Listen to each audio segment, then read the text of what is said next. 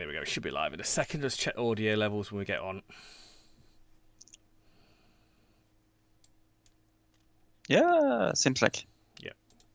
Hello, everybody. I do apologise for the little bit of audio problems. Hello, everybody. I do apologise for the little bit of audio problems. Hello, everybody. Can you just say a couple of words, please, Jose, so we can hear you? Yeah, hello. How you doing? Jose, so we can hear you. I think we're ready to go. Hello, everybody. Hello. I do apologise. Live technology, of course. So I want to say hello, everybody, and introduce Jose, the historian who's going to be playing with us today. It's going to be a fantastic, epic battle. I just want to say a couple of things before we start tonight. Of course, if you have not already used the coupon code to retrieve the Field of Glory 2 Medieval game, but of course, if you love Slytherin as much as Mr. York does here, please can you wishlist Swords and Scimitar DLC. It is going to be absolutely awesome. So it is absolutely good. So, Jose, what are we doing tonight? Okay, today, well, you are going to play because, you know, I'm really bad. I try to do my best and I was totally destroyed. So I think it's better if I use my knowledge, okay, to speak a little bit about the battle and let's do the gaming part. Richard is the expert, not me. So, okay, so I think that one of the most important things that we should talk, it's about the setting, the map, the battlefield itself. We must figure out that this battle happen in a big hill, just to let you know, guys, in the southeast of Sierra Morena is a mountain range in the south of Spain. As you can see, it's a totally flat battlefield without trees.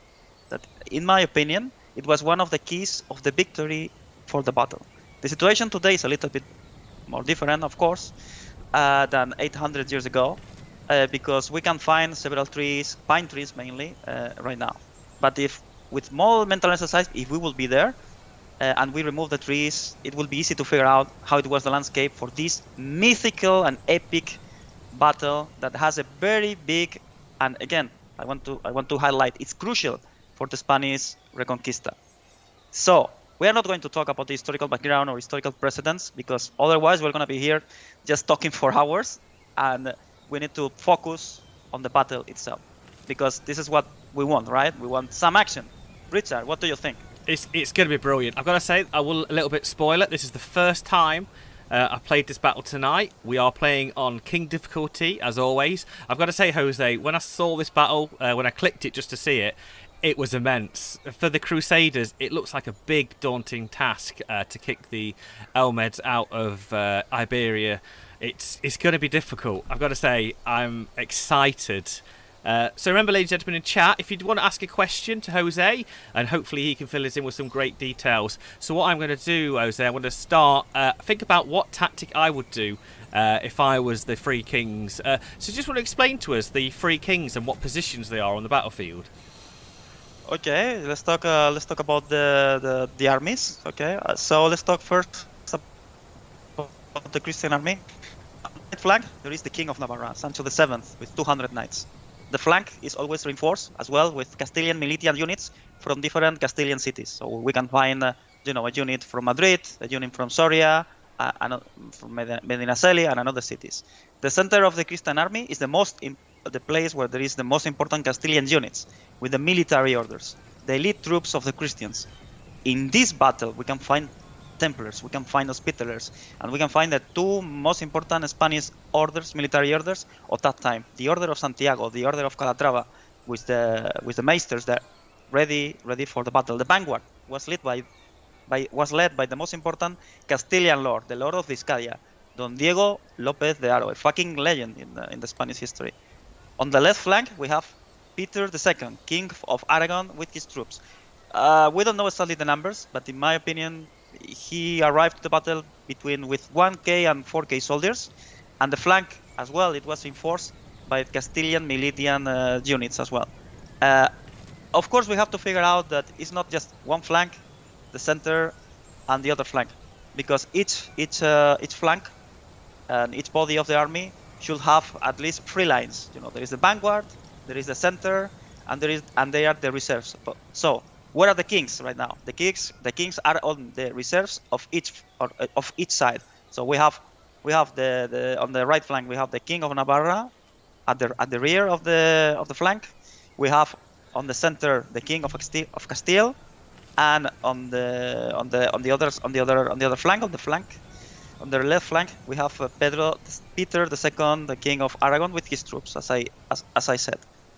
Each body, 3 lines: vanguard, centers, and reserve. The kings, as I said, they are prepared with these units to enter in the battle if needed with heavy cavalry units. And what about the Almohad army? To be honest, we don't really know how the Almohad army was deployed in the chronicles, but we can more or less, figure out and have a guessing and checking different books written by some very famous historians to have more or less a clue or a guessing about how was the Almohad army deployed. So the first thing that we should take into consideration is that the head of the Almohad army in the Battle of the Navas is the Al-Narsis 10. This is the center of the army. Around the 10, we can find the Black Guard, the Caliph's personal royal guard, black slaves that they are changed into each other according to the oral traditions and the medieval chronicles to show other soldiers that they will fight till the end, because they are not afraid to go backwards, and to run away. They will dare to fight till the last breath, let's say. And they are really to die for the true faith. Around the 10, there was probably a wooden fence with spikes against cavalry, and the best troops of the Almohad army. We don't really know exactly what units were deployed on each flank, but it's sure that probably the first line of Almohad, it was just the worst units that they had. Probably, volunteers for the jihad, poorly armored. Yeah, they're represented by raw spearmen in the Field of Glory 2 game in the front rank. Yes, some historians did excellent efforts, in my opinion, to guess. So okay, so we have this first line with the jihad volunteers that I mentioned before. They are not very well trained, with no experience in combat. Basically, expendable units, cannon fodder. It's like, okay, we're here just to die for the faith. First line of combat, ready to assault the charge of the Christian knights.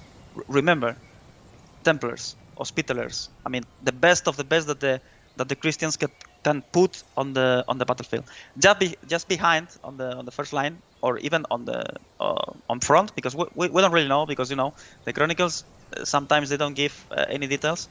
We have units of crossbowmen, archers, and units with javelins, basically missile units and light cavalry to attack the flanks of the Christians with javelins.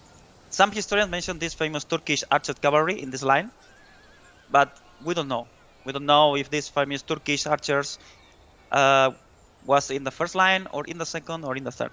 In the second line is the main body of the Almohad army, with many different units from many different places and regions, like northwestern Africa, Arab tribes, and so on.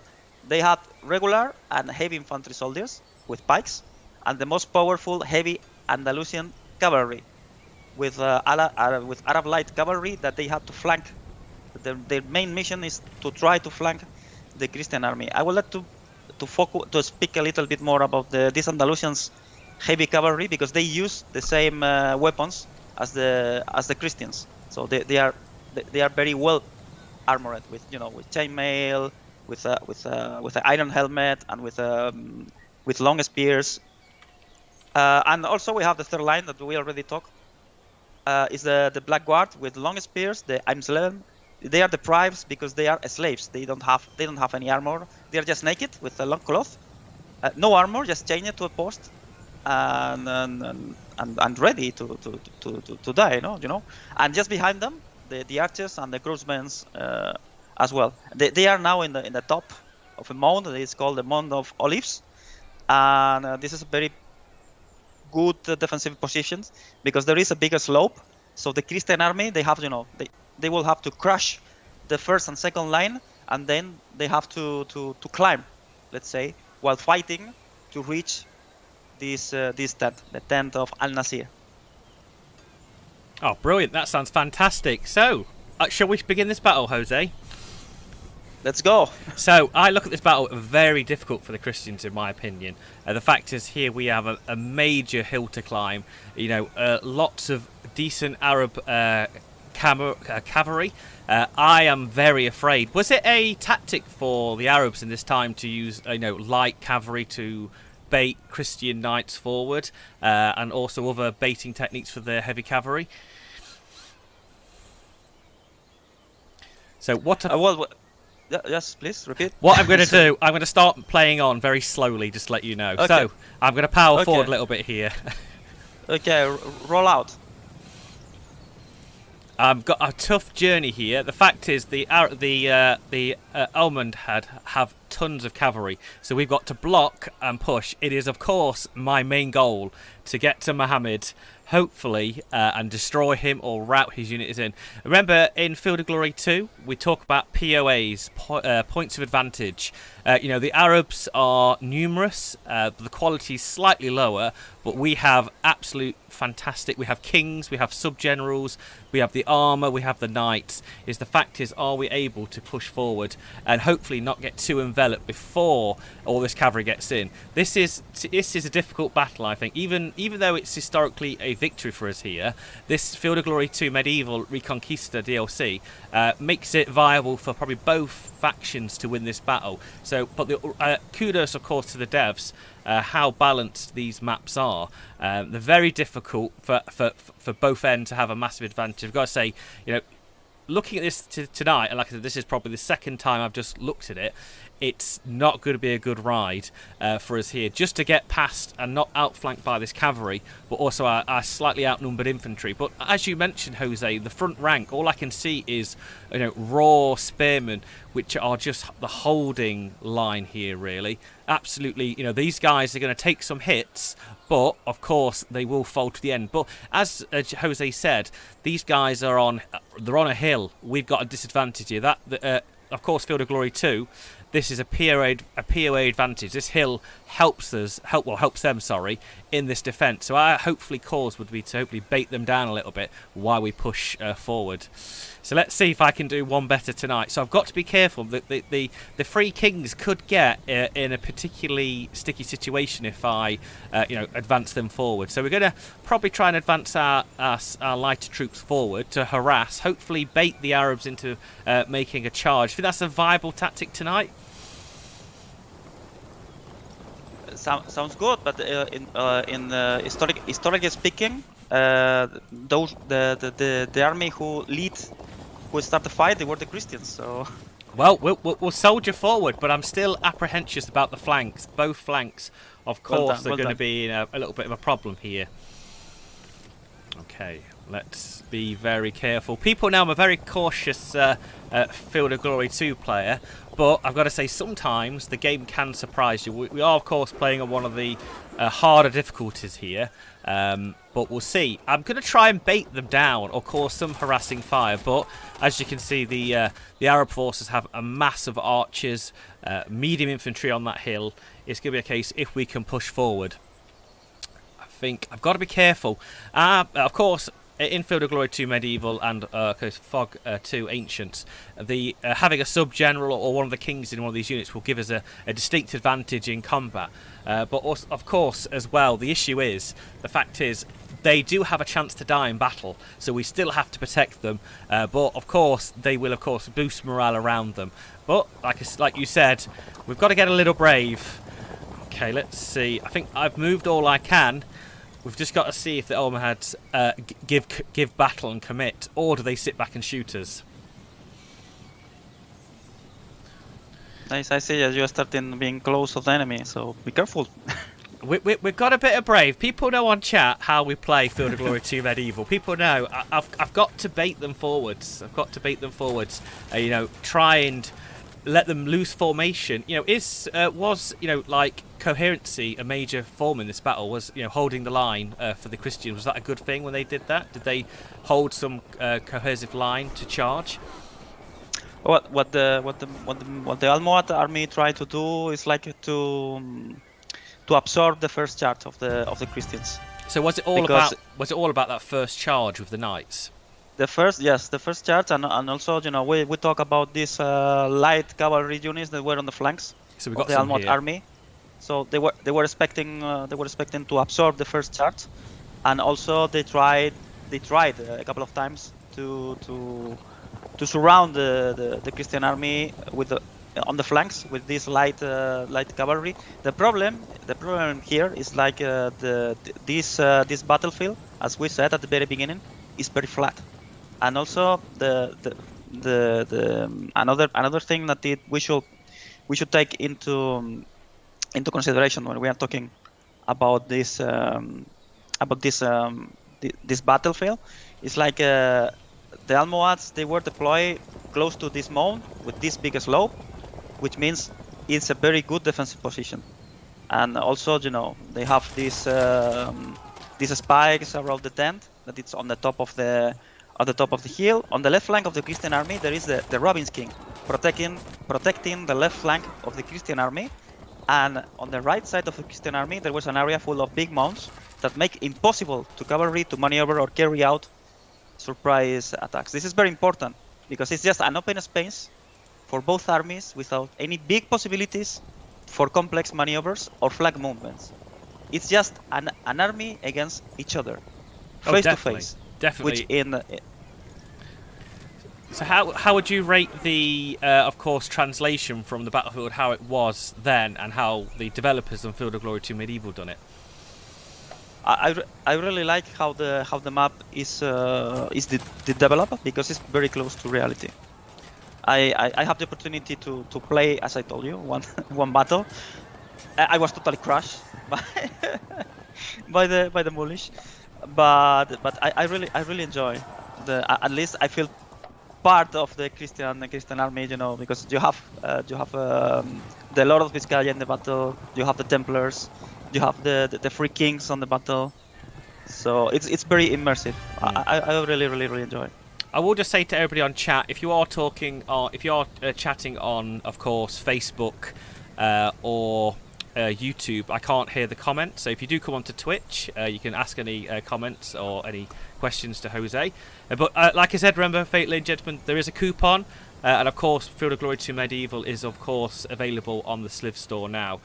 So that is absolutely fantastic. Just another, fantastic game which I absolutely adore. We are getting a little bit crushed here by javelin fire here, Jose. It's not going well so far for the Christians.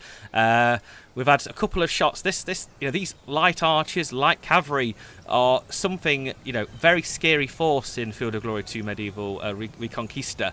That tactic I've seen so many times in this game, and this kind of age of warfare, this harassing warfare it's really devastating and disorientating for the Christians, because I've struggled to counter this light troops and light attack here, so I've got to somehow block them in and then still go for this epic charge of the Free Kings straight forwards.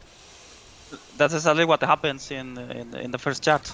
That they have a lot of units with we already mentioned with crossbows, with javelins, with crossbows, and the strategy of the Christians is very easy. A charge to a target. If the target they just disappear because all the units started to run away, then the Christian army is totally disoriented. The problem here for the Almohads is that there is not a big space for these maneuvers, as we already mentioned, which was, in my opinion, a very clear advantage for the Christians. I've got to say the Almohad force here is being very coy. They've not moved from the hill. This is, like I said, this is going to be a tricky battle. As soon as I saw this battle, it was very, very scary. So we're just at the moment just trying to harass them a little bit with some of our crossbows, some of our archers, just to try and get them off that hill. That hill advantage, if you are, of course, a Field of Glory 2 Medieval player or any Field of Glory game, the hills, that PoE advantage really does help, and it all adds up to breaking your force down. What I'm trying to do is, of course, maneuver in one body and have that one charge, and when we come to the impact phase, you'll see how powerful the knights are, that's what I'm hoping for. I'm hoping that first charge of the knights can smash that very poorly trained troops in that front flank, as you described before. It's getting mighty difficult. As you can see, if I just flow to one of my cavalry units charge, it is particularly a negative charge for us here. Like we said before, all about the POAs. It is not going to be a good charge for us at the moment. So we've got to try and get them off that hill somehow. But I feel they're going to use that at every time. Oh, I'm struggling here, Jose. I'm struggling. I see. We've just got to advance a little bit at a time. Okay. So Richard, I mean, the hill has an impact in the strategy of the game, right? Because the defenders, they have a bonus, let's say. Yes, and especially as we spoke before, they've got archers, they've got Muslim crossbowmen in the rear line, shooting over, harassing my troops. Of course, in Field of Glory 2 Medieval, crossbows have more effective against armoured units, so they want to be shooting them bolts at me, which they are doing. And as you see now, my light infantry getting decimated on the open plains. I'm getting slightly worried, but you know what? The chat knows me. We're fine. This is the prelude to the main charge. It's just the beginning. There's risk and reward in every game of Field of Glory 2. You've got to think we have advanced. But there's one good thing about this. This may sound silly, but he's shooting. Every unit in Field of Glory 2 has an ammunition cap, where it fires effectively at your army. So now the Almohad units have been shooting at me. They have less ammo, which is pretty good. So when my knights eventually do get closer, I remember the knights are really slow. They've got they're fully armoured. Well, I'd go as far as heavily armoured. And literally, I've just got. Hopefully, they use most of their ammo before we get up there. So it's still looking quite scary. We're going to charge away here at their light cavalry, and they get away. But unfortunately, out away. So Jose, in this Field of Glory 2 Medieval and Field of Glory Ancients, light cavalry can evade from the line. So this is the job of, like you said, the light cavalry. It's trying to make me charge, and of course, if I charge it, I'll end up middle of nowhere, unsupported by my fellow Christian knights. But we've still got to push forward.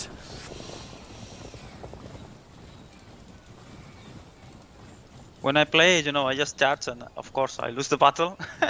There's a lot of tactics involved, and it's about risk and reward. I'm a great player of risk and reward. I think you've got to risk a proportion of your army, and I think in every battle I see a percentage of my army that I'm happy to lose. But I don't want to lose anybody. But if I have to, so what I'm doing on the right side. With the King of Navarre, I'm going to have him with his infantry supporting forward. I'm going to have him with an infantry, so he's got the spearmen protecting him, so the cavalry doesn't get flanked. But like you said, the Muslim lancers, this unit is a very unrated unit, and it's, of course, like you said before, it has a lot of Christian weapons. It's lance, it's got armor, helmets. These units here are absolutely devastating in the right position, and I've got to be careful with my weaker spearmen. But we've got to soldier forward. Yeah, this is Andalusian cavalry, and they use the same weapons as the Christians because they were fighting against the Christians for a very long time in Iberia. That's why they use more or less the same type of armor and armors as the Christians. Heavy knights. Yeah, I've seen that in Field of Glory Reconquista. There's especially in the Muhammad of Granda campaign, we have a lot of Muslim armed knights. So here we are. The Muslims have broke rank down to the floor. So now this is where we strike with our charges. So the poorly armed infantry has been baited by my lighter cavalry. Let's see if this is the right time to strike home to get Muhammad himself off the hill. I do like that little bit of history, Jose, about the guard being chained together. I think that's so fascinating. That kind of piece of history there.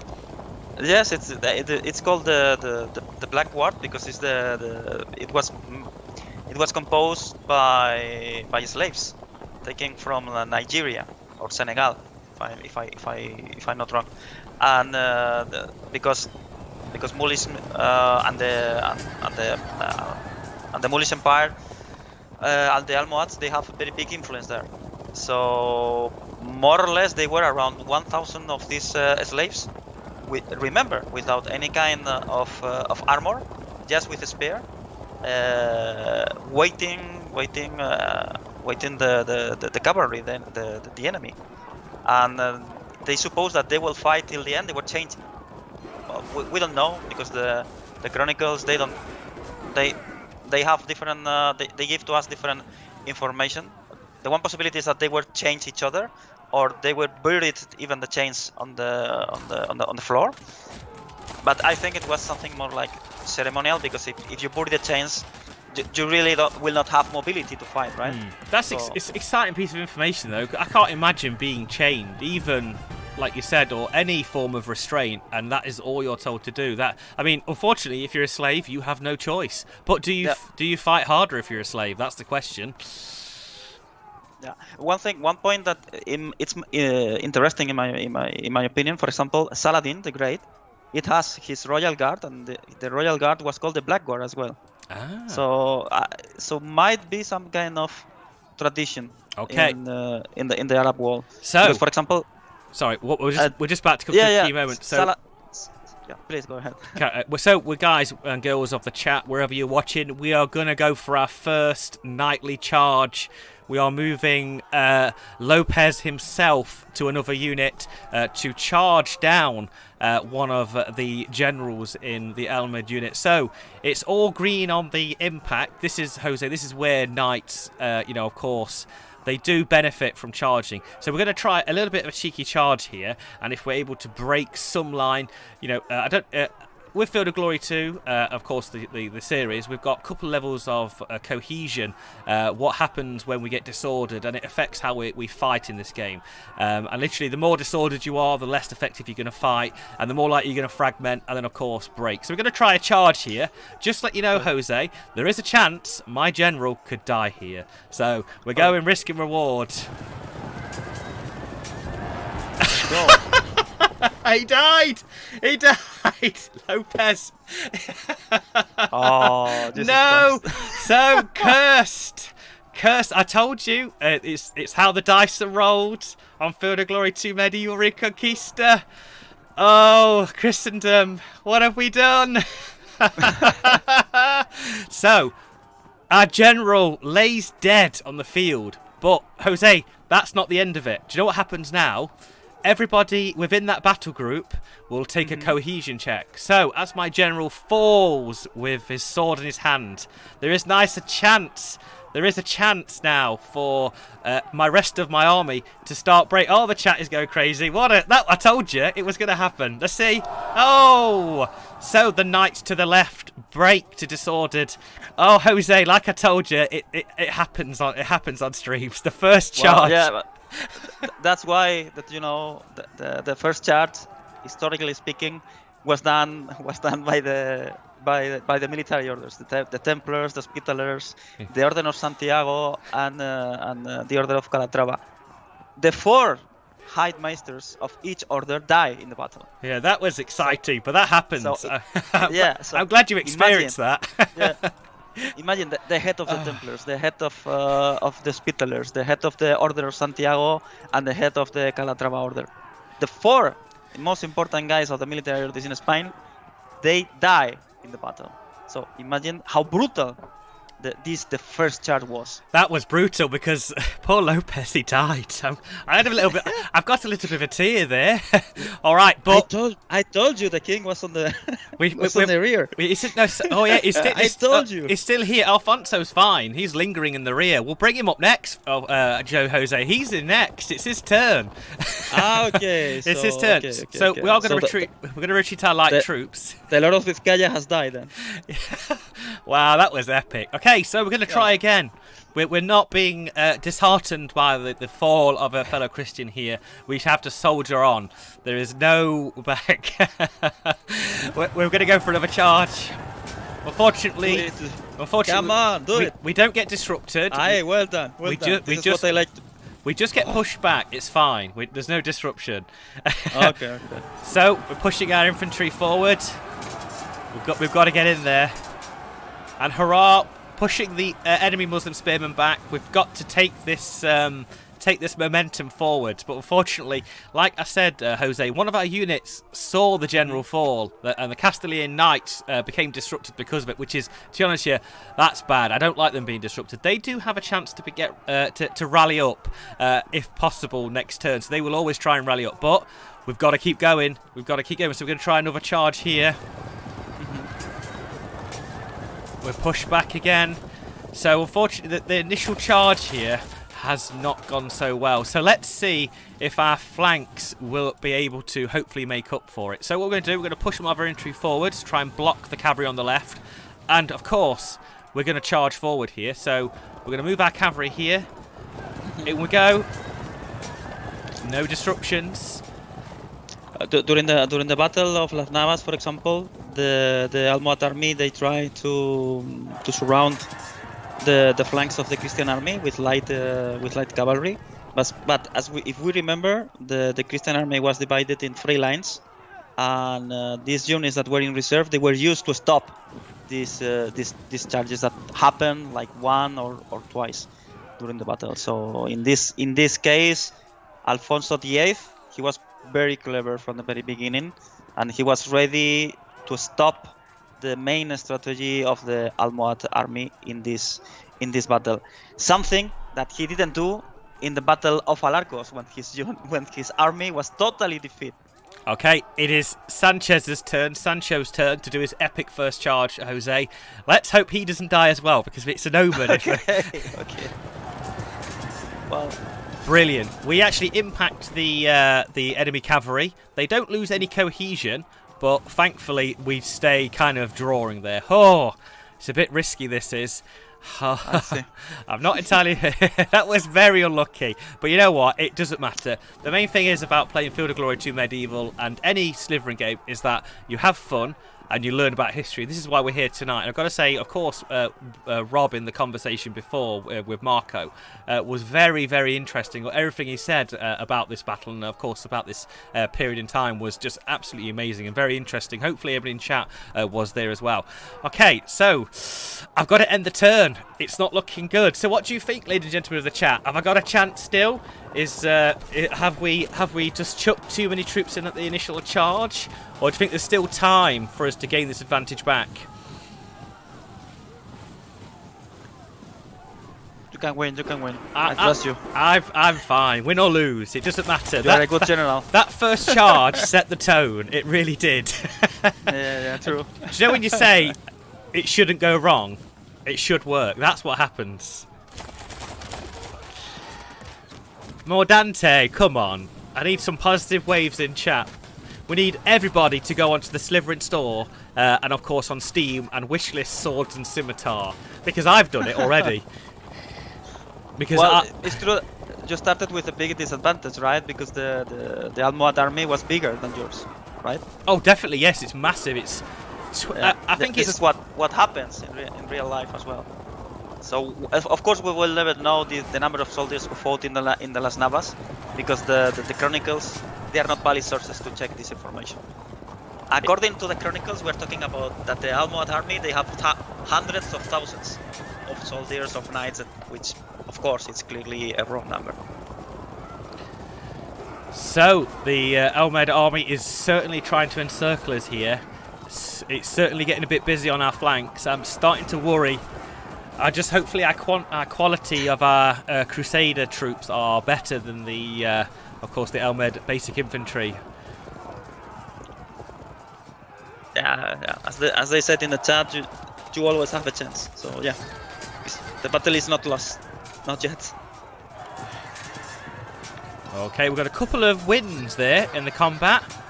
Oh, the centre line. Oh, so brilliant. So, Jose, what you just saw in the centre line, the enemy spearmen have just dropped a level of cohesion. You probably hear that a lot in this playthrough. So now they're on the verge of breaking. This can be the winning charge for this centre line, for it to collapse. And, of course, to charge up the hill to try and engage in combat with Mohammed on top of the hill.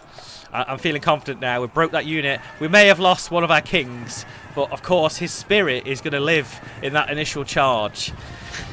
I hope so. Of course.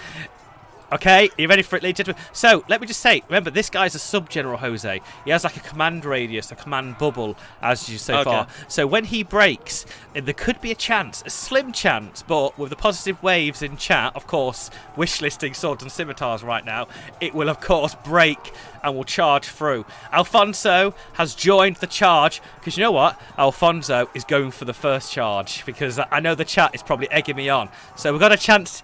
As also here, though, Jose, the fact is, Alfonso is in a military order unit. These are highly superior. These are better than the standard knights we have on this field. These are highly superior. They are knights. They are heavily armoured. They've got a couple of capabilities called knightly lancer and swordsman. So they are the creme de creme. So we're going to go for a charge of Alfonso first.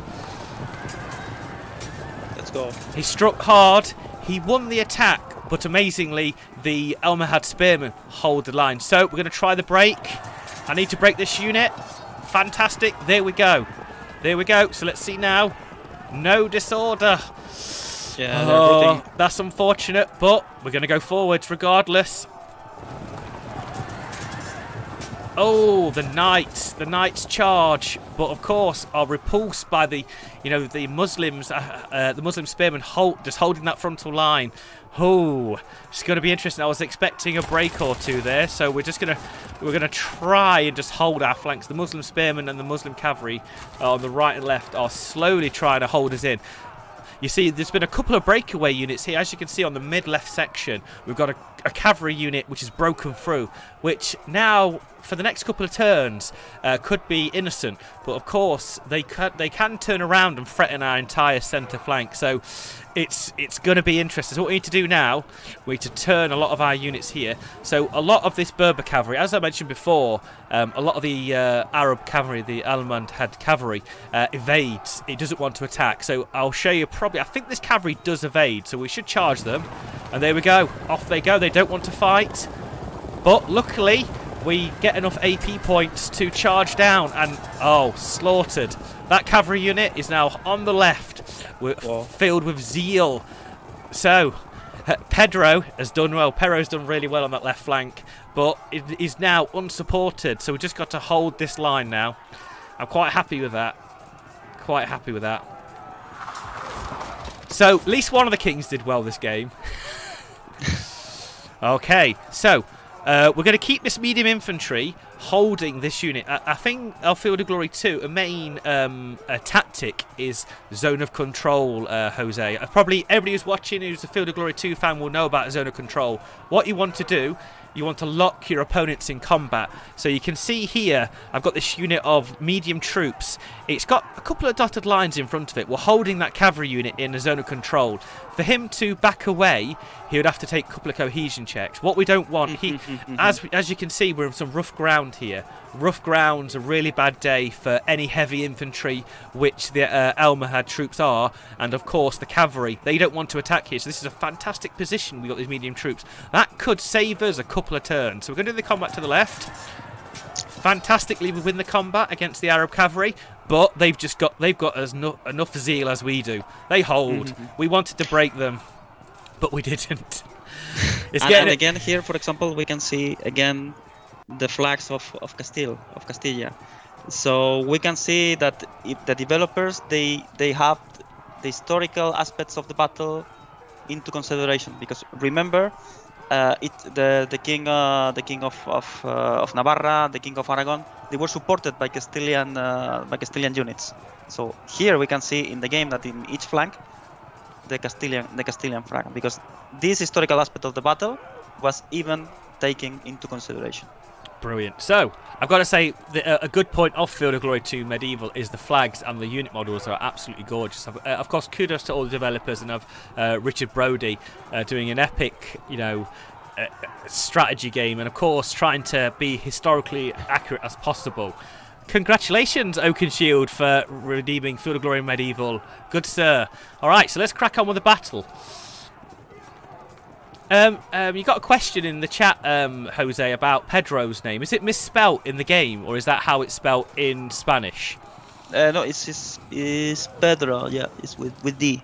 Pedro Peter. So, I think it's spelt wrong in the game. Yes. Is it a misspelling? Oh, Thank you very much. We will actually have to comment. Well, I'll mention that and see if they can patch that out. But good to see. Okay, let's. Good eye. Okay, so we've got a couple of spare units of infantry. We're going to push and start to threaten the left position here. We're still in a little bit of trouble here. We've got our armoured spearmen. We've got a couple of cavalry units that are pushing to the right side. Like you said, the Almohad forces are trying to outflank us. And to be honest with you, they're doing an amazing job here. But we're going to soldier on. I've got to hold the flanks, and hopefully the centre will just push on. So we've got Sancho here. He's, of course, fighting, the Muslim opposite. Oh, they want this battle. This battle is going to be close tonight, Jose. This is going to be a good showdown. This is not a walkover. Do you know what? We've had some good wins here, but unfortunately, the Muslim forces have just held it tight. They're not giving any ground here on these flanks. The centre is just going to be a wash of sword, shields, and a lot of dead people. So we're going to go for our fourth charge of the centre. We've got some Castilian knights now aiming down the mid-left flank to charge down. What would be a battle charge? What would the knights say in this time when they're going to charge? Is there any Christian zeal comment they would make before charging in? Well, because it's a crusade, so probably they said Deus Vult. Can we hear that in chat, please, before we charge in? Probably. All right, we'll do a bit harassing. In Spain, we should use as well at that time Santiago Cierra España. All right. In the name of the Santiago the Saint. We're going to go for it, folks. Probably one of a big charge. Are we able to drop the cohesion? Unfortunately, we got repulsed again. You should shout. It does. More Dante, he was a bit late. Yeah, Santiago Cierra España. Come on, it's very easy. Yes. I don't want to butcher the Spanish language, unfortunately. Yeah. So, after turn 6, it's not looking. It's getting even. We're a couple of percent off each other. It's now even kill. So I'm really impressed with how tight this battle is. One thing I like about Field of Glory Medieval is, of course, like I said, how balanced some of these epic battles are. You just saw in the centre line there, Jose, my cavalry unit charging forward. That was an overrun move. So the charge forward and they keep overrunning. Now we can see the Muslim spearmen, of course, now reacting to my engagements. So if we've got any questions in chat, ladies and gentlemen, don't forget to drop them to Jose. I'm sure he's willing to answer them. Oh, fantastic. We've got some more Muslim defensive spearmen charging in. Let me just say a little bit of fact about Field of Glory 2 Medieval. Remember, defensive spearmen are defensive. They're meant to hold the line. Charging raw spearmen, unequipped infantry into, even disrupted knights. The knights have come on top there in that impact phase. I guess they have an advantage against cavalry, right? In the defence, okay. in shock cavalry in the defence, they're good at holding the line. I spoke about zone of control. What you want to do with the defensive spearmen is you want to hold the line, use them to block expensive units. You've got these cheap units that are very good at just blocking expensive units. So depending, this Field of Glory 2 Medieval, and of course any Field of Glory 2 game, excels in multiplayer facing a human opponent. And it is such an amazing, I would love to play this multiplayer as well. But we're doing pretty good. I think Mohammed is starting to sweat on his hill a little bit because we're getting down there. Even with a fallen king in the centre, we're doing pretty well. But unfortunately, the flanks are looking a little bit choppy now. Well, we have to say that historically speaking, Al Nasir, Miramamolin, this is how we call it him in Spanish. He didn't fight in the battle. Oh. When he saw that the Castilian cavalry and the Navarra cavalry was very close, he decided to run away. Oh, well, the Muslim infantry are pushing forward on the right. I don't know if anyone lives in the UK today, but it is really hot in the UK. I'm feeling the Spanish heat today as well.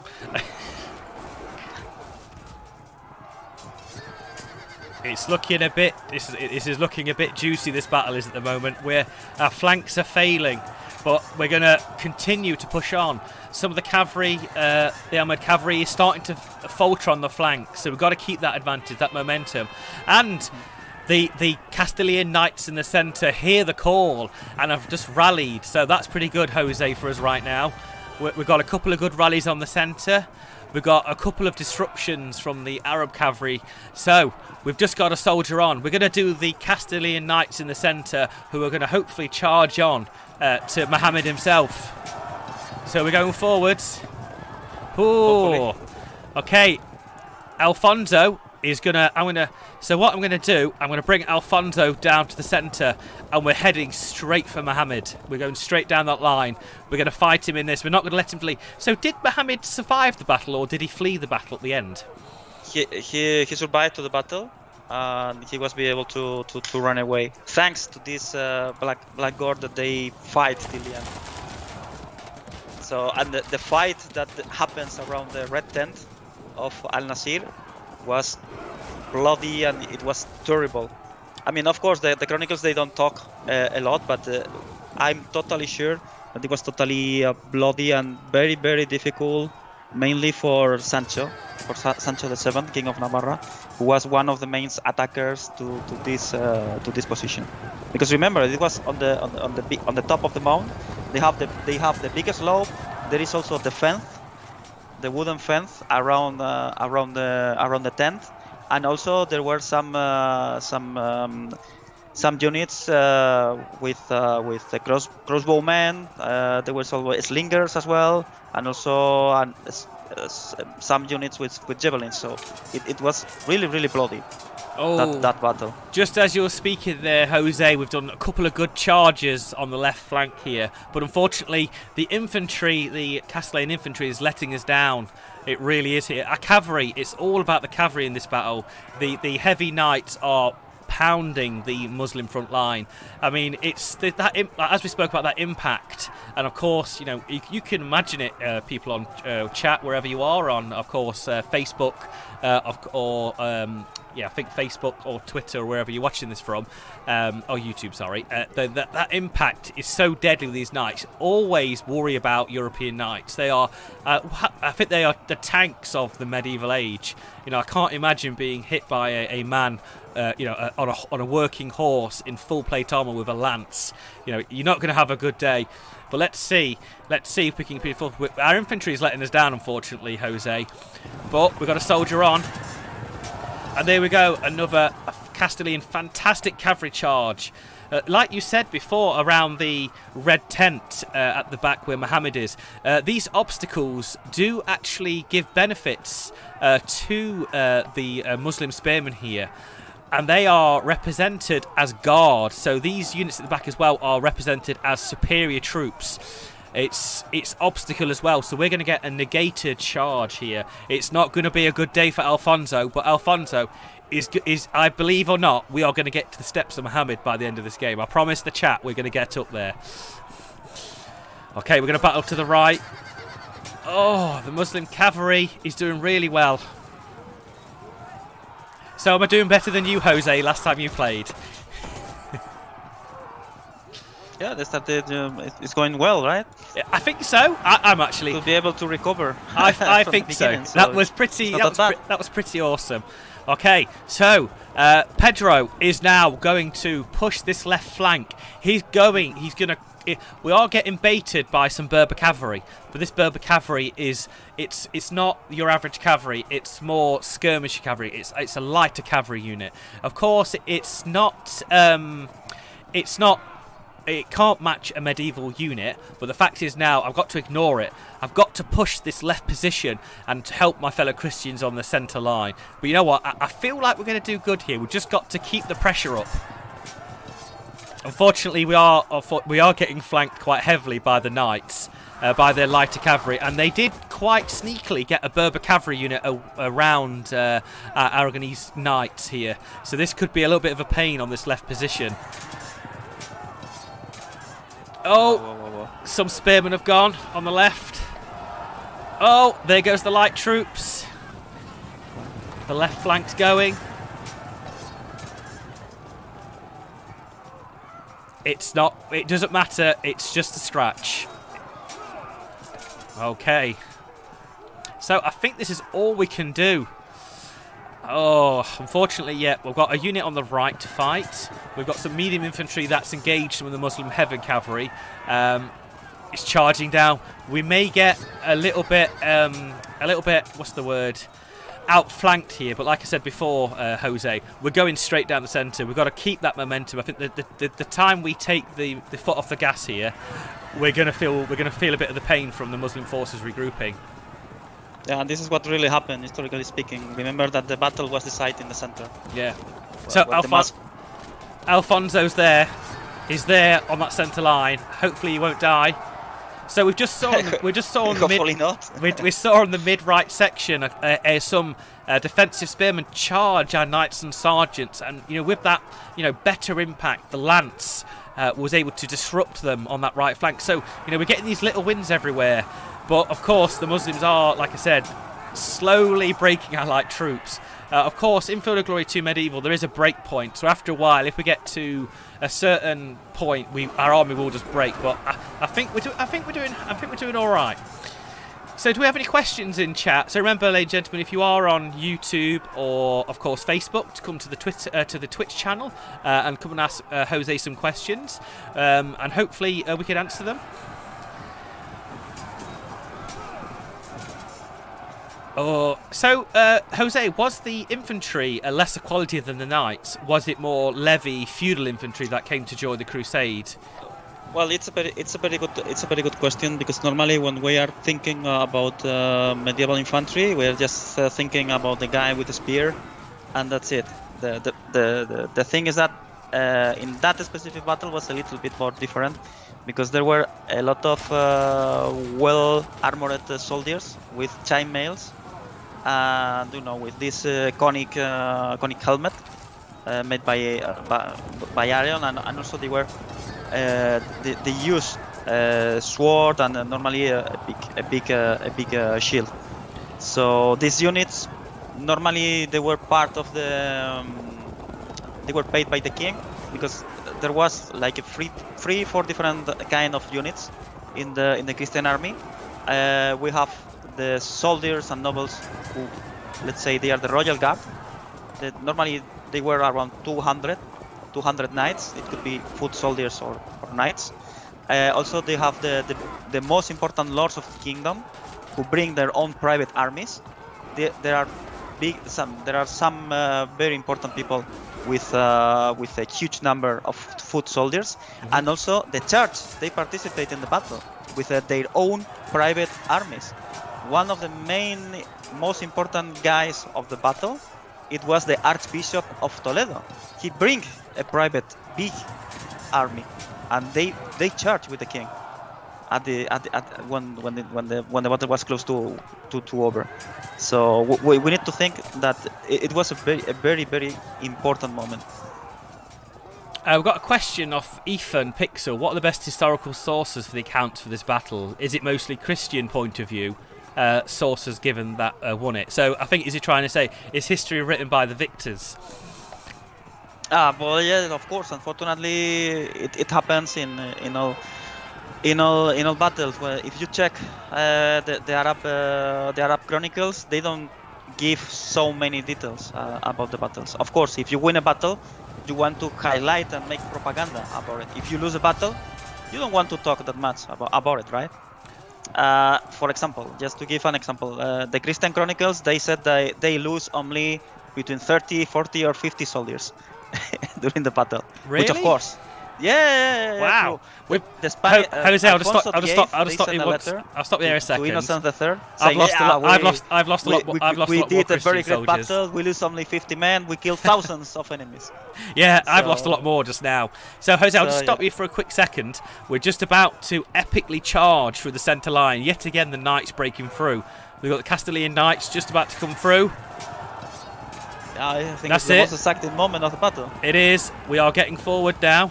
The knights. So, Alfonso is going to Well make done. his Yes. Alfonso's in again. He's going to lead the charge. We are leading from the front. We are keeping Alfonso in the military order knight. So we're going there. It's all green, ladies and gentlemen. We've only got a life to lose. Cross fingers. Here we go. We didn't lose. Brilliant. We are making headway here. Okay. Whoa.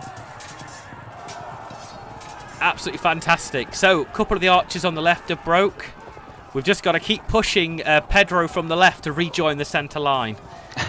So Pedro's coming round. He's gonna come all the way back around that left flank to help this final assault, win or lose. Yeah, they mentioned something very funny in the chat. They said 40 losses, and all the leaders of the different military orders. What bad luck? Of course. You are totally right. I mean, if we realize that the most important military orders, they suffer a lot in this battle, because it was. I mean, we cannot really feel how it was. Please remember that the Almohad army, it was at least twice as bigger as the Christian army. So imagine just the big numbers that they were fighting in this epic battle. So we'll have just a little bit of a look at the battlefield so far. We are 8 turns in. There's a lot of blood being spilt on this battle. We've got Pedro on the left. We've got Sancho on the right. We've got Alfonso steaming down that centre line. As I said, can we have them 3 kings come down that centre line and take victory, or at least not be such a crushing defeat as that first charge? So I think we're doing well. Pedro, Sancho's got to come in. They've took the advantage on the left and right. The centre is crumbling for the Almohad forces, but of course our infantry. Oh wow, we got a lucky win there with our armoured spearmen. It's going to be quite lucky for us here. But I think, unfortunately, our infantry is letting us down. The knights are doing all of the... Oh, wow, we've got a massive drop on the right. Oh, it's getting interesting. Okay, so I think we are all done for that turn. I've got high hopes, Jose. I've got high hopes for this battle. Okay, cross fingers then. Well, more or less, we have to remember that the first charge was led by the Lord of Vizcaya with the military orders. And at some moment of the battle, they on the king Alfonso VIII, they saw that the Lord of Vizcaya, he started to retreat, or it was the militia of Madrid. We don't know, because it seems that the flags they were using, they were quite similar. So there is a moment in the battle while the king, Alfonso VIII, he looks at the Archbishop of Toledo, Rodrigo López de Rada, and he's like, okay, we need to go. We're gonna leave because we're going to lose the battle. And then the Archbishops of Toledo said, no, we need to fight. It's time to win or die. I'll just say here, we've had a major development in the battle, Jose. So the Almohad cavalry has decided to desert. So they've seen the shine of the steel from the Christian soldiers, and it's all back on again. Jose, it's about to change. It's all about to change for us. It's going to be... Oh, here they come. The cavalry storming that mid-right flank. I don't know if anyone can see just above my head the Castilian knights charging down. I tell you that, it's been back and forth. We're slightly losing still. But you know what? We're still holding our own. Let's see. I love when these games are like this. There's no clear design, victor at the start, and it's back and forth. But I like to think we're still 10% behind the Almohad forces. But you know what? That's nothing in Field of Glory 2. It can turn on its head with a coin flick, really. Well, about artifacts, because Pixel 464, he asked about if there is some evidence or artifacts. They found several spears and several arrows, which means that the arrows, the crossbows, they were really used a lot during the battle. Just the head of the spears normally is like 15 15 centimeters long, and the arrows is around 5-6 centimeters. So, and it's very easy to distinguish one Christian arrow or one Muslim arrow. Just to let you know, for example, the Christian is two wedge, while and it's totally flat, the head of the arrow, while the Almohad arrow, it has like a pyramid head. It's just that, to penetrate the armor of the Christians. I will just interrupt you, Jose. We're making great. Alfonso is about to break through, and I think within a turn or two, we're going to be knocking on Mohammed's door. It's looking good. The Castilian charge, the Great Crusade is about to come home. Just not the football. There's my one football joke for the stream. Well, And we've just got some Knights rally as well on the left position. I see. Someone said in the chat that this battle was like a European Cup. In fact, more or less, because in the Christian army, you have people from France, you have people from the north of Italy, you have people from the south of France, from Germany, from the Kingdom of Leon, from the Kingdom of Portugal, from the Kingdom of Aragon, from the Kingdom of Castile. So indeed. Okay, so we've got Alfonso, ladies and gentlemen, in the lead, combat in the centre. We're going for the red tent. We're going for the black guard. It's all on for this final charge. And we've got two fragmented units. So Jose, this is pivotal right now. We've got that momentum on the centre. We've got to keep pushing. I think we're going to come down. It's going to be brutal here for the Almohads. Yeah, I see. Watching. I want this to break. We've got to break. Come on. So remember, when a unit breaks, every unit adjacent is going to take a cohesion check. So that unit next to us, you watch it. It should break. And off we go. Alfonso on the front line. So we're going to try another charge from our Castilian Knights. Brilliant. So we're in a good position. We're in a good position right now. Unfortunately, Pedro has been charged by some lighter Berber cavalry, but he should easily dispatch this light cavalry. He does instantly. Pedro brushes them aside. I am a king. Back, you peasant. So the front line is where the action is, ladies and gentlemen. As you see, we've lost a king. Who did we lose at the start again, Jose? Who was the general in the front? The general on the front was the Lord of Vizcaya. Yeah, that was at the it. very beginning. Yeah, during the first charge. Yeah. Alfonso took up his sword in and punishing them on the centre. we've done really well so far, and hopefully everybody in chat is enjoying this just as much as me and Jose are. He's going to revenge his death. And there we go. It's all about revenge for that first initial hit. The disruption. Wow. The Knights are absolutely. Wow. But like I said before, we're not gonna take Mohammed. Sorry, I'm gonna say some bad joke there. Sorry, I'm thinking of really bad jokes. We're going for the centre. We're not moving Mohammed. We're moving the mountain to Mohammed. We're coming for him. He's on the hill. Alfonso's on the flanks. It's now or never. We've got to get there.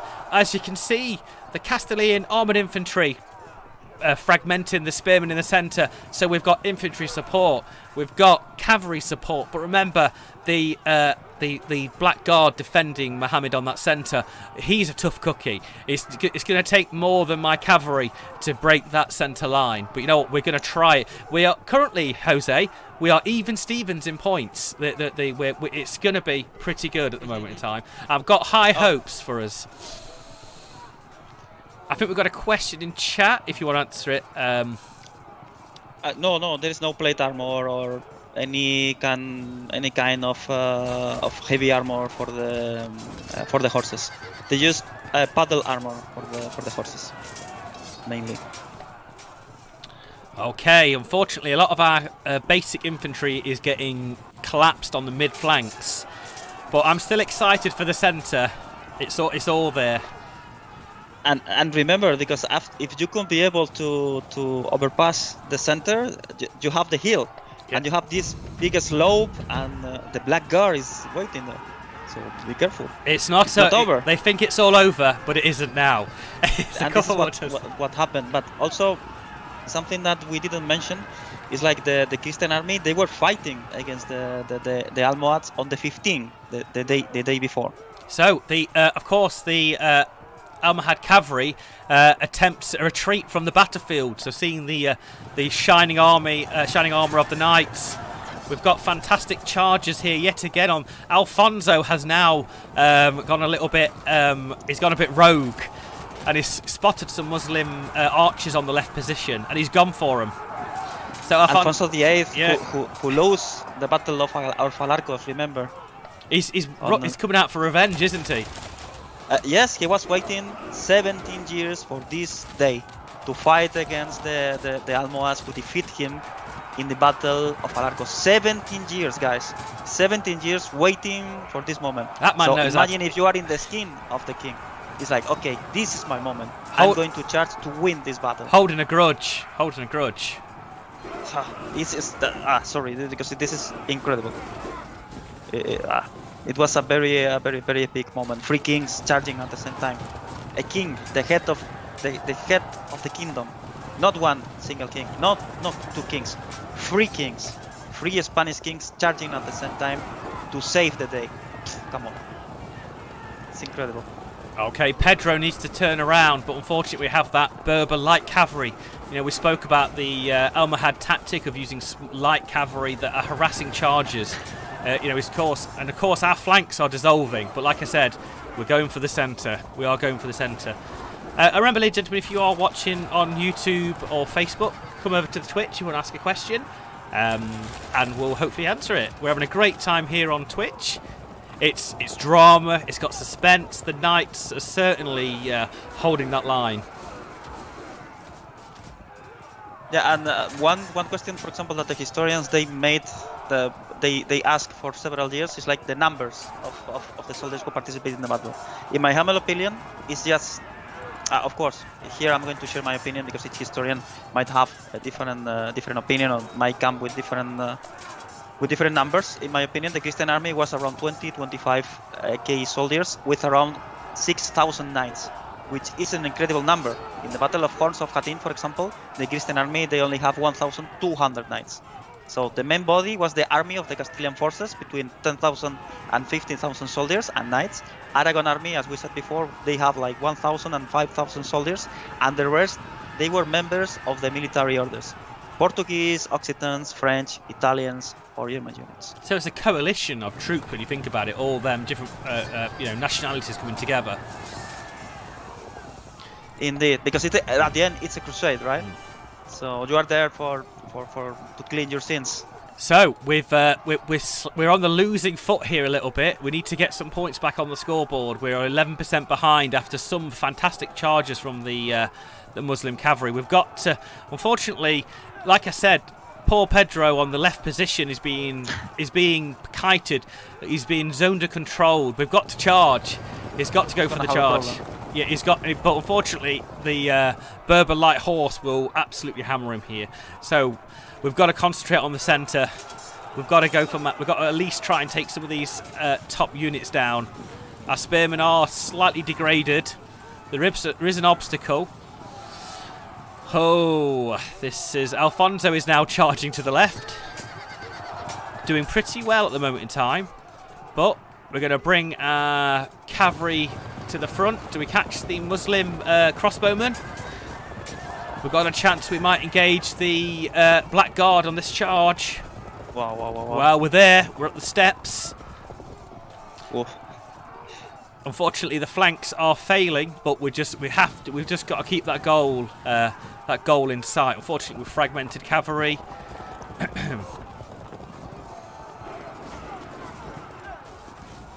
Our poor archers to the right. Okay, let's see if we break this infantry unit. Yes, we do.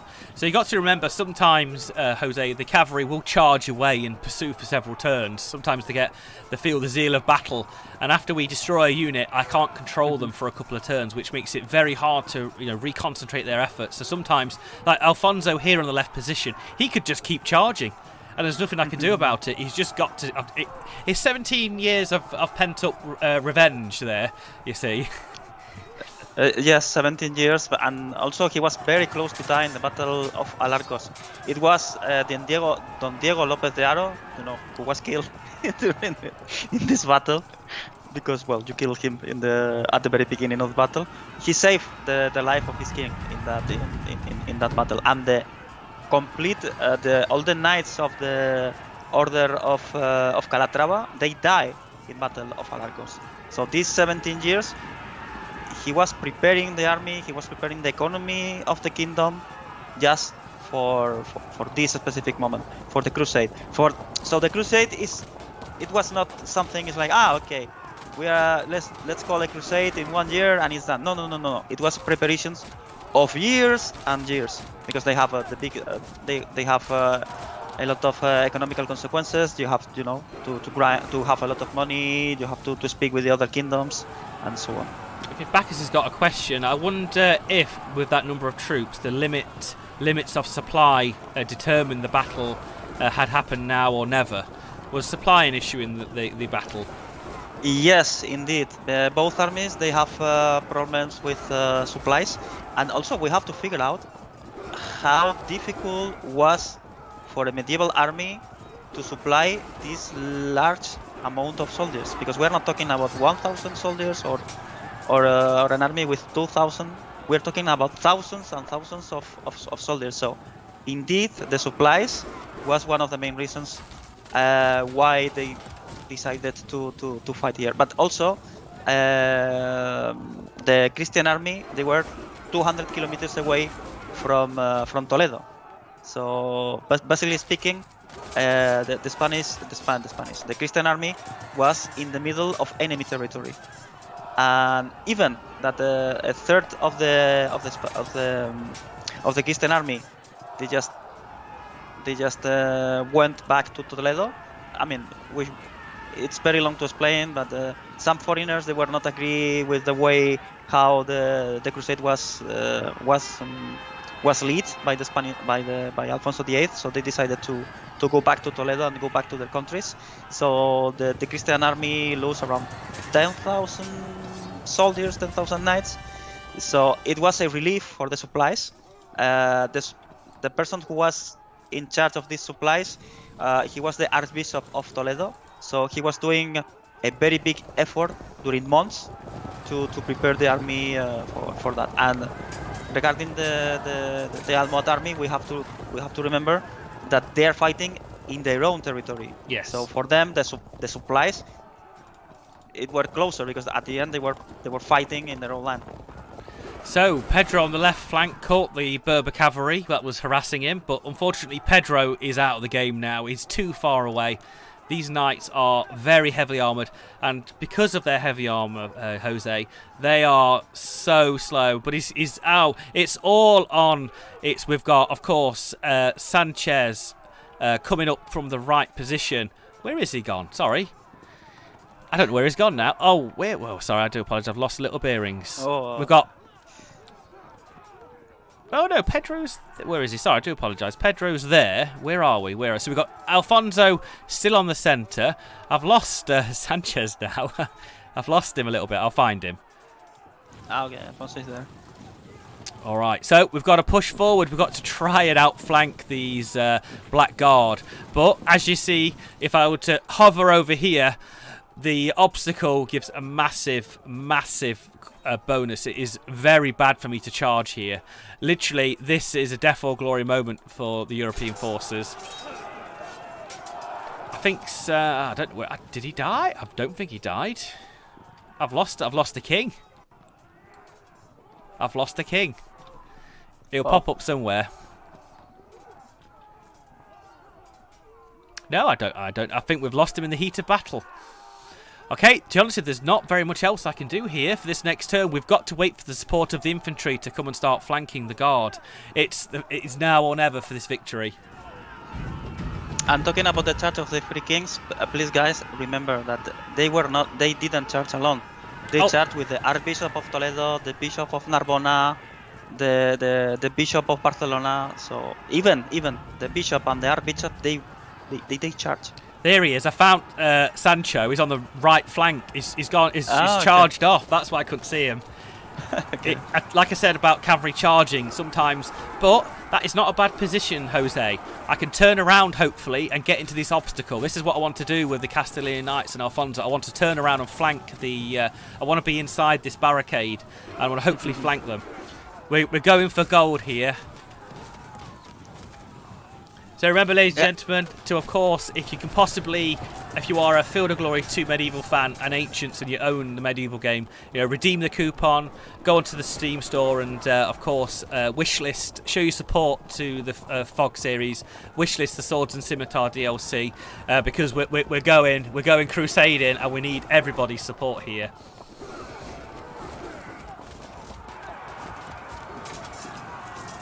It's very tight, this is, Jose. Very tight. This could go. I see. This could swing either way easily. And this is what I like about it. I didn't want to play this battle because of that. I wanted it to be a completely fresh battle, and then it's a completely first run through here. Well, we have to remember that you are playing in a high level difficult, right? Yes, we're on the one king difficulty, which the game really does. Okay. The benefits, it gives the computer player a lot more quality soldiers.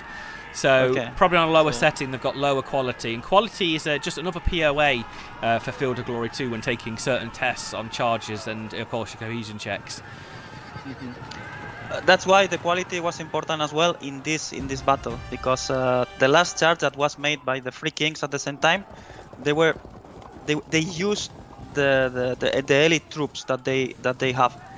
They didn't have military orders anymore because they were just crushed in the first charge. So they have the Castilian knights, the knights from Aragon and the knights from Navarra who charged in this last charge, the charge of the three kings. Oh, it's really bad. So what I'm going to have to do, I'm going to have to get Alfonso and to make him abandon the knightly order unit. Alfonso is going for gold. He's going to go for Mohammed. He's going for this. I'm going to. There's of course ability in Field of Glory 2 and the series of transferring the general. He's going to hop on his horse and he's going to pop over to that unit. And of course the military order are going to engage the Muslim knights, freeing up the king himself to come raging down behind the Muslim line and hopefully to victory or defeat. I've not decided which yet. Okay. Okay. It's going to be painful these next couple of charges, and everybody on chat knows how painful it's going to be for us. Daz, if you are on chat, I'm maybe going to run slightly into the next spot here for you, because I know you come on at 7, so we are going to slightly run over the stream. If you don't mind. It's going to end epically. Well, when I played this battle, I think I lost in 30 minutes. In normal difficulty, so you are doing a very good job. I'm panicking underneath, by the way. Absolutely panicking. Thank you very much, Daz. You legend. It's tactics, it's feeling, it's looking at your stats, looking at the PO values. Field of Glory 2 is a very rewarding strategy game. If you're a tabletop war gamer like myself, you love the cohesion, the moving around, the flanking positions, and anything like medieval that makes it through. Oh, we are starting to break here. We're 11% off, Jose, breaking. If we get to 60%, we break. Our army gives up. Okay. But I would say the chat would say we've done an epic field here. We've done really well tonight so far. Even if we lose this, it's going to go down in Field of Glory 2 Slytherin stream history for that first charge.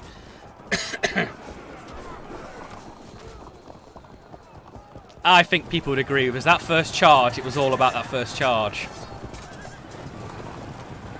So the Arab cavalry now taking advantage of my unsupported infantry on the flanks. With 7% off losing here, it could all come to an end very soon.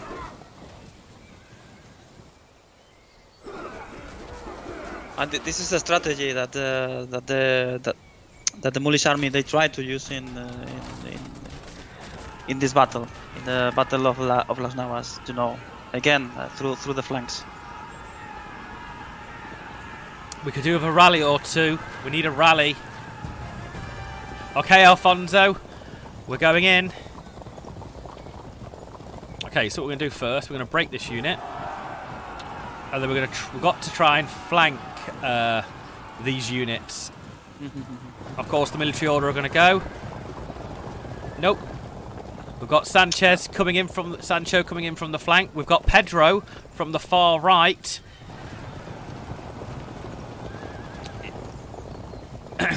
We've just got to stave off defeat for a couple more turns, Jose and chat. Oh. We've got to charge these Castilian Knights in. There's nothing else we can do. Unfortunately, on with Spearmen. They didn't do anything, unfortunately. We've got a couple of turns.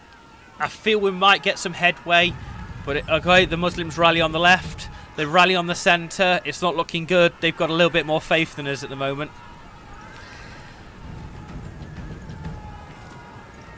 So much action.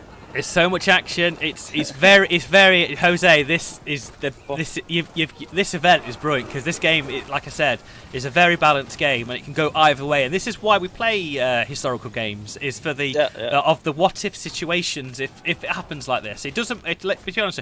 It doesn't matter win or lose. The main thing is you learn something about history and historical facts, and of course you enjoy the gameplay as it is and enjoy that experience. And of course, like I said tonight, linking that experience of gaming. With history as well.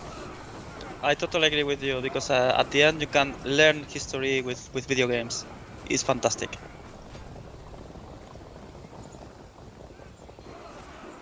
And not only this, because you can live the action that these guys they live in their own skin when they were there. Because even we are enjoying and we feel, you know, the combat experience. So well, somehow, of course.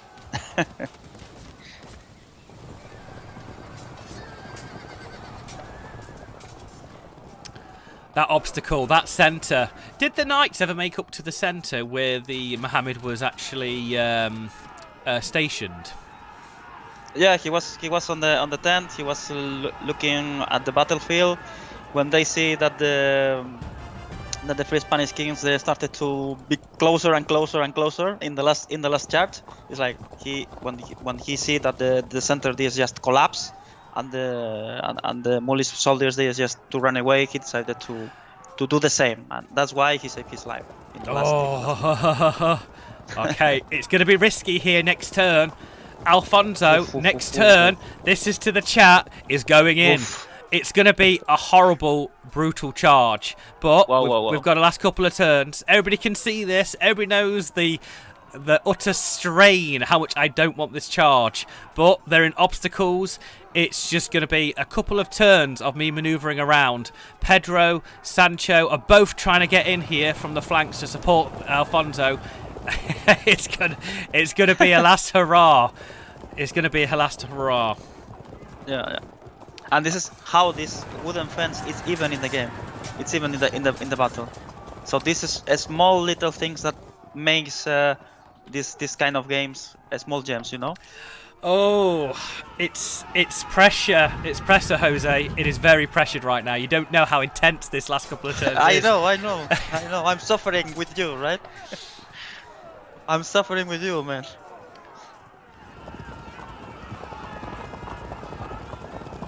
I was very surprised I got a unit up to that rear. That's quite a momentous occasion.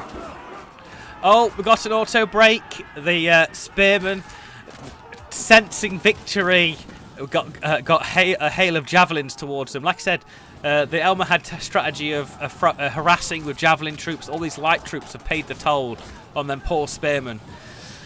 Oh, let's see if Mohammed turns around. Does Mohammed himself turn around to face Alfonso on the final showdown of this last couple of turns?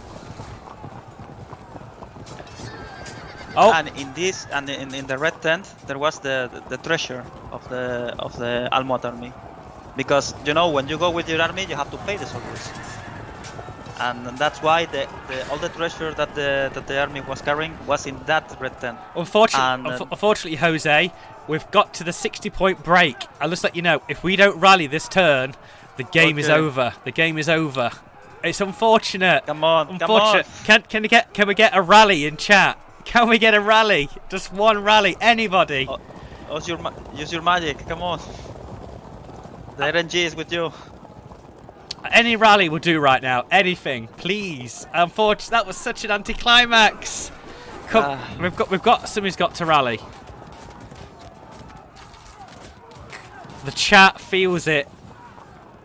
Yeah. They feel it. It's the pressure of the last turn. It would be the last turn. It's unfortunate, but it happens. I don't think we're going to rally. Unfortunately, there's not enough fleeing European troops. Come on, anybody. Go. You can win. Come on, no. It's cycling through the units.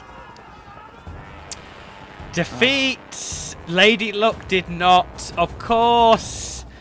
So, unfortunately there, ladies and gentlemen, we were pipped to the post, but I've got to say, that was an epic battle there. And I'm going to say it was back and fro all the way. I did not expect to get to the end there. I did not expect to get to behind the red tent itself. Alfonso was primed to do an epic charge against Mohammed himself in the red tent. Jose, do you have any final words to say for the stream, for the people in the stream right now? Yes, we talk, for example, about the chains that were surrounded the red tent of Al Nasir. This is according to the Spanish tradition. These chains, they were broken by the king of Navarra. That's why, according to the myth and the legend, these chains, they are parts of the shield of Navarra, who are now 800 years later parts of the shield of Spain.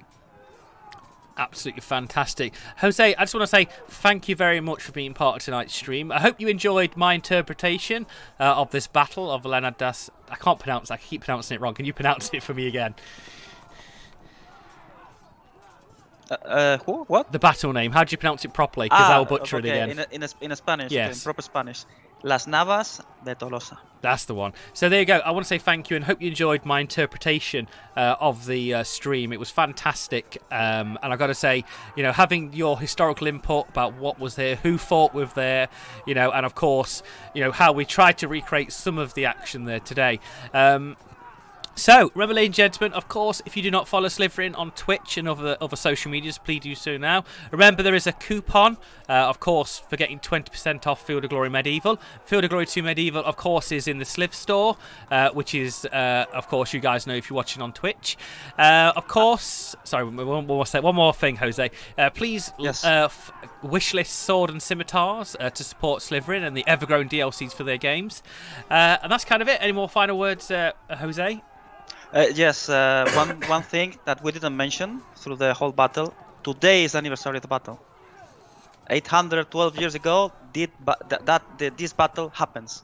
So we celebrate the anniversary talking about this epic battle and the three kings. So thank you for making it happen. Thank you very much. Okay, brilliant. Thank you very much, ladies and gentlemen. It has been epic. I've been Richard, and Jose has been Jose.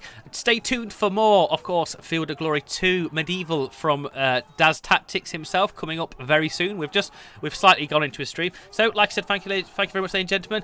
Stay safe, and of course, hopefully we'll see you in another historical stream. I feel this went epically tonight, and I hope you enjoyed, of course, my interpretation. So stay safe, and bye-bye, folks.